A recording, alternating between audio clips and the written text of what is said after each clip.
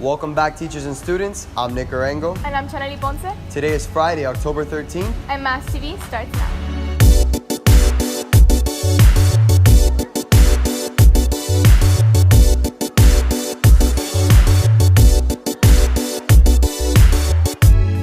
Five, 4, 3, 2. Whoa, Nick, relax, dude. All right, Doing yo, newsroom, just bro. chill right now. So actually, my group doesn't know what to cover this week. You guys don't have a story? Spotlight. No, we don't have a story. Can you check? Alright, hold on. Let me check the news app. I don't even know where it is. After this new update, Oh, you can do it on the new update. No one's talking about iOS 11. iOS 11. Well, Yeah, do it on that. I think I just did.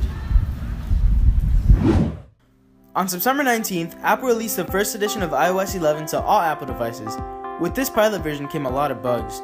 Apple has been doing their best to fix these bugs as quickly as possible and has now made over 47% of Apple devices download it.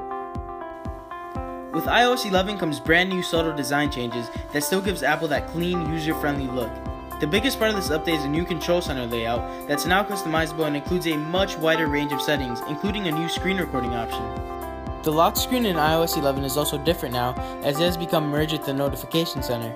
Siri has also finally been updated and has received a much more natural voice and has become more intelligent with capabilities of translating into different languages. There's also a new drag and drop feature for photos and links, which allows you to drag content from one app to another, eliminating sharing streaks. Finally, there's new keyboard features allowing you to use a one-handed keyboard option, further allowing you to multitask. This is only the tip of the iceberg with Apple's latest software update. As usual, the company has failed to disappoint while bringing us new user-friendly technology consistently. For Moss TV, I'm Chris Carmona, signing out. Next week, our very own Troop 8102 presents the very first mainstage production, Idarrem, an originally composed musical about the birth of Progress America. Our Mass TV correspondent has more on the behind the scenes of this production. A new school, new faculty, and a new student body. These circumstances would usually deter the creative process, but not for this group of teachers. They came with a dream, and no obstacles were going to get in their way. Well, I was excited. I was very, very excited because aside from the fact that these 4 years we've never done a musical, we have the playwright and the composer at our disposal. So it was great. Just, how we can change lines accordingly, change lyrics, change music accordingly. It's very easy. Idarrem is a musical that was created by Mr. Quintana, one of our theater teachers, about the investigative journalism pioneer Ida Tarbell. Originally, I had it as a footnote inside a history book, and when I saw it, I wanted to explore it a little bit further. Just to see, I'm very big on forgotten women in history of historical importance. And once I looked at it, this one little paragraph, I started looking further into it, and I found book after reference after source, and I realized how important this woman was to the American culture and what had happened in the early 1900s that was largely forgotten. Well, I play Ida M. Tarbell. She was a journalist in the Progressive era who wrote The History of Standard Oil, which exposed the robber barons at that time. And aside from research, I see myself in Ida. She's a very strong and independent woman. She's a go-getter, and I believe I'm a go-getter as well. So I guess that's where we both parallel. While they now label her as a muckraker, I think her stamp on the world and on government and what she did for America, I think it lasts even till today. The title of the musical had gone through many stages of development over the course of production. Normally, the title would have been figured out before the story, but this case is different. Well, the play was originally named Muckraker, and the title, according to our focus groups, which were our friends, had negative connotations, muck and raker, very harsh words. So Idarrem was the name of actually was the nickname that Ida was given by an Irish patron of McClure's magazine one day when he was trying to say Ida M. Tarbell, and he said Idarrem. So people started calling her Idarrem. And the story is about her. We played with many things like the pen and the octopus or Rockefeller, but it's really not his story, it's her story of how she brought him down. So we ended up with Idarrem. To pull off a big production, an even bigger and dedicated team has to be assembled. The Quintanas and Bodis gathered who they knew was right for the job and immediately began work. What we're doing right now is just trying to make this a collective whole, And with so many different ideas coming together, I'm trying to drive the ideas onto one path, one concept. And as a director, I find myself wearing different hats, trying to see what all the other creative people are thinking of. And right now, we're just kind of like getting the last bits of it done so we can get the show flowing. It's a lot of hours of just brainstorming and doubting, and we're already on a draft 8 of the script, and it's about I liken it a lot to like a pile of clay. Like you have to you start with like mush, but then you start shaping it, and that's pretty much what it's been. It's been slowly shaping, snipping a line here, replacing a scene there, and getting the kids to learn music that they've never heard before. Musical theater, I think that's what makes the biggest difference between choreographing for a dance number, like just for a dance show, versus choreographing for a musical where it's all about storytelling. So I use the words, I try to come up with like the grammar for the show, like the vocabulary, I would say. The vocabulary for the show, and it's all based on the words, whatever it is that the writer put on there. I try to come up with the vocabulary that goes along, the movement vocabulary that goes along with those words. Well, my husband wrote it, and a lot of times he uses me as an editor. So in the preliminary process, I'm reading through, making sure that things make sense, or looking for grammatical errors or things like that. So I edit a lot, and then I've been helping with the acting coaching.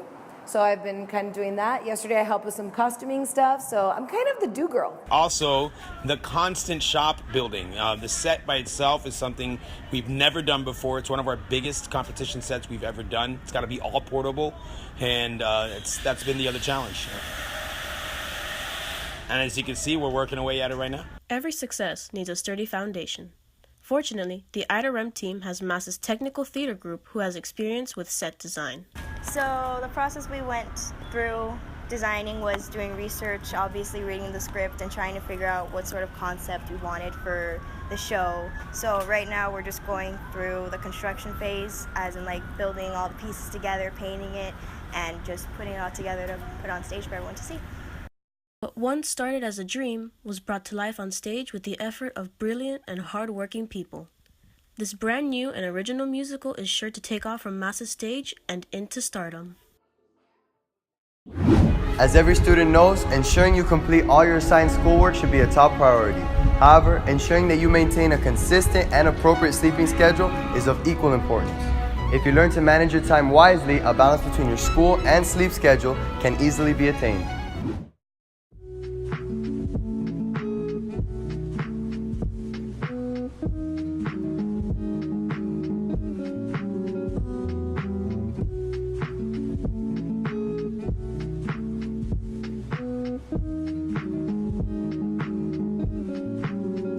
Selfish.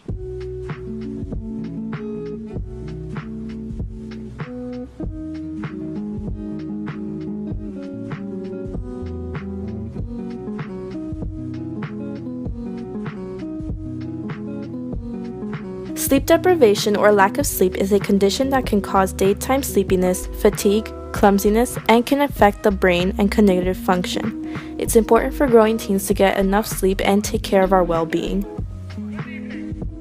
Arango vs. Reese is back this week with a brand new challenge submitted by you guys, the students of Miami Art Studio. What's going on, guys? Welcome back to Arango vs. Reese. I'm Jason Reese, this is Nick Arango, and we're here with Angelica Rios. Angelica's idea was chosen not last week, but 2 weeks ago on our last episode of Arango vs. Reese. Last week we didn't air because my partner here, Jason, was in Michigan on an official visit to the University of Michigan for running track. Your idea was chosen 2 weeks ago. This week, you get to pick what idea is chosen. Go for it. Do the honors. We're getting nervous. Okay, Samantha Cornell Cornell said to do the Chubby Bunny challenge. How many marshmallows can you fit in your mouth while saying Chubby Bunny? You gotta do what the people ask, so. We can do that, right? I'll get the marshmallows. I'll get the spot. Go head to head. Let's do it. All right, thank you for your participation in Arango vs. Reese. All right, so we're here in our location, and we're gonna do the Chubby Bunny challenge. Chubby Bunny, yes. Chubby Bunny challenge. We're here with Javi Concepcion. He's gonna be telling us if we're saying the word Chubby Bunny properly when we have the marshmallows in our mouth. Let's get into it. There you go. All right, you go first. I go first? All right, let's do this. Chubby bunny. Yes.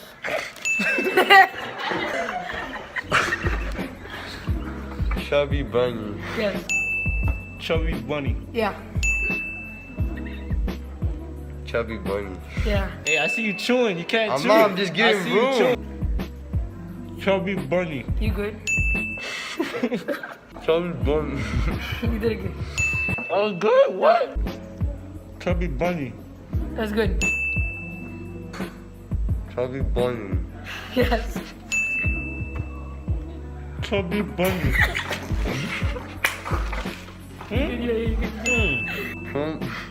Chubby bunny. Alright. Chubby bunny.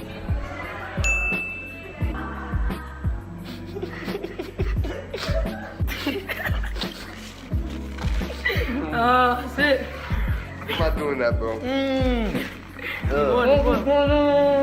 So that concludes today's episode of the Chubby Bunny Challenge. Jason has finally won his first challenge of the year and of the show's existence. Jason gets his first dub. It's straight W's from here on out. Straight W's. Straight, apparently.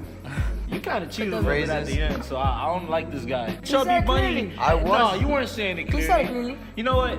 We'll wrap it up. We'll see you guys next Alright, week. make sure to keep submitting your ideas into the box. Room 5209. And we'll see you next time. Thank you for tuning in to today's episode. Remember to follow us on Instagram at mass_news and subscribe to our channel down below for all future videos. And for Mass TV, I'm Nick Arango. And I'm Tonelli Ponce, signing out.